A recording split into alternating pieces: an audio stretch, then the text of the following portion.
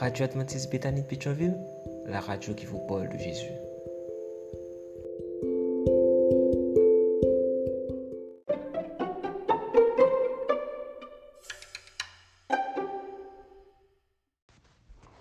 La vigile matinale provient de l'œuvre de Monica Diaz, Méditation quotidienne au féminin.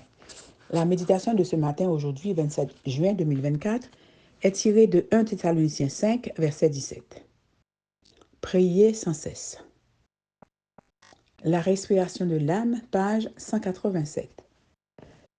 Vous êtes-vous déjà demandé qui étaient les personnes qui ont reconnu l'arrivée de Jésus sous la forme d'un bébé sur cette terre?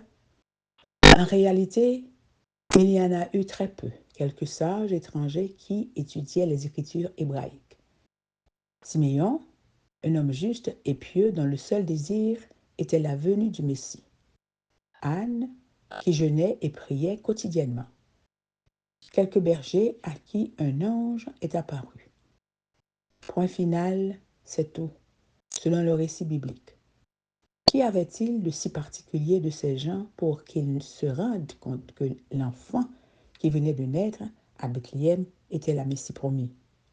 La Bible nous le dit elle-même. Ils sondaient les Écritures car ils savaient que ce sont elles qui rendent témoignage du Christ. Ils désiraient la venue du Messie et en faisaient donc le centre de leur vie. Quand il a finalement croisé leur chemin, ils étaient prêts à le reconnaître. Ils priaient quotidiennement car la religion doit commencer par vider et purifier le cœur et être nourrie par la prière quotidienne. Ils avaient l'esprit ouvert à la manifestation surnaturelle de Dieu. Il n'est donc pas étonnant qu'ils aient eu un discernement spirituel, car on discerne les choses spirituelles quand on est spirituel. Et les pratiques spirituelles sont très claires dans la Bible et simples à intégrer dans la vie quotidienne. Qu'est-ce que la lecture des Écritures, l'espérance du second avènement, la prière et le jeûne sont hors de notre portée? Nous ne devons pas non plus être surprises si le Seigneur décide de se manifester de manière extraordinaire dans nos vies. Les miracles ne sont pas limités au temps biblique.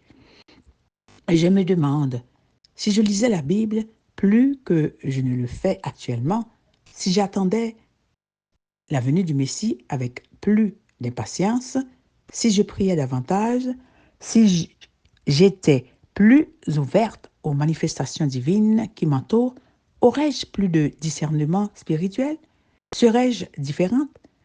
Ma vie serait-elle différente? Mes relations personnelles et ma communion avec Dieu seraient-elles meilleures? Mes goûts, mes passe-temps, ma façon de parler et d'écrire changeraient-ils? Je pense que oui.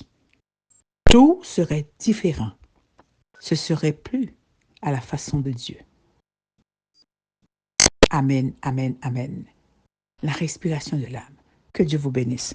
Bonne journée.